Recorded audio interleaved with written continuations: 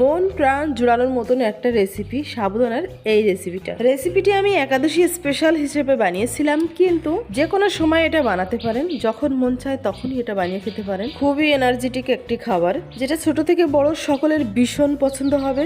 ভিডিওটি একদমই ছোট করেছি, শেষ পর্যন্ত অবশ্যই দেখবেন। আর মালার রান্না বান্নাতে নতুন বন্ধু হয়ে থাকলে অবশ্যই সাবস্ক্রাইব করে রাখবেন। তো বন্ধুরা, দেখতেই পাচ্ছেন আমি এখানে মিডিয়াম সাইজের একটা পাত্র নিয়েছি। 1 কাপের মতো সাবুদানা নিয়ে নিলাম। এটা বড় দানার সাবু। আর এই সাবুর মধ্যে 2 কাপের মতো জল দিয়ে 10 মিনিটের জন্য ভিজে রাখবো। হাতে সময় থাকলে 15 থেকে 20 মিনিটও রাখা যাবে। এবারে আমি কিছু উপকরণ নিয়েছি, তার মধ্যে আছে অল্পটা আঙুর, কলা, বেদানা, সামান্য একটু নারকেল কোড়ানো, একটুখানি গুড়ের জায়গায় কিন্তু চিনিটা অবশ্যই ব্যবহার করতে পারেন। এখানে সাবুদানা যতটা তার 3 ডবল দুধ দিয়ে দিতে হবে। মানে সাবুদানা যদি 1 কাপ হয়, দুধ ব্যবহার করতে হবে 3 কাপ। এই দুধ আগে থেকে জাল করা, ওর জন্য একটা উবাল আসলেই আমি সাবুদানাগুলো এই দুধের মধ্যে দিয়ে দিচ্ছি। এবারে মিষ্টির জন্য পরিমাণ মতন গুড় অথবা চিনি দিয়ে দিতে হবে। আমি গুড়টাই ব্যবহার করছি। নেড়ে চেড়ে 1 মিনিট মতো জাল করলেই দেখা যাবে এই দুধ এবং সাবুদানা এটা রান্না হয়ে অনেকটাই ঘনত্ব হয়ে গেছে।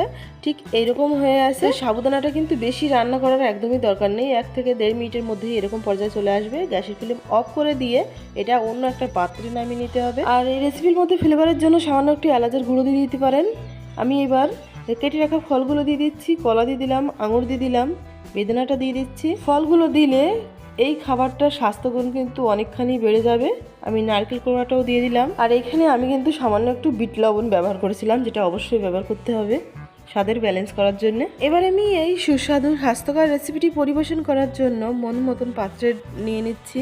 এটা আপনি কিন্তু একাদশী স্পেশাল, একাদশীর ব্রত হিসাবে এই রেসিপিটি করে খেতে পারেন। আর এই গরমে ঠান্ডা ঠান্ডা এইরকম ডেজার্ট হলে মন প্রাণ কিন্তু একদম ঠান্ডা হয়ে যাবে। খরচাও বেশি না, বাড়িতে থাকা ফল এবং দুধ আর সামান্য একটু সাবুদানা হলেই কিন্তু রেসিপিটি অতি সহজে বানাতে পারেন। তো রেসিপিটি আশা করি সকলের কাছে খুবই ভালো লেগেছে। ভালো লাগলে লাইক, শেয়ার, সাবস্ক্রাইব করে আমার পাশে থাকবেন। খুব ভালো থাকবেন।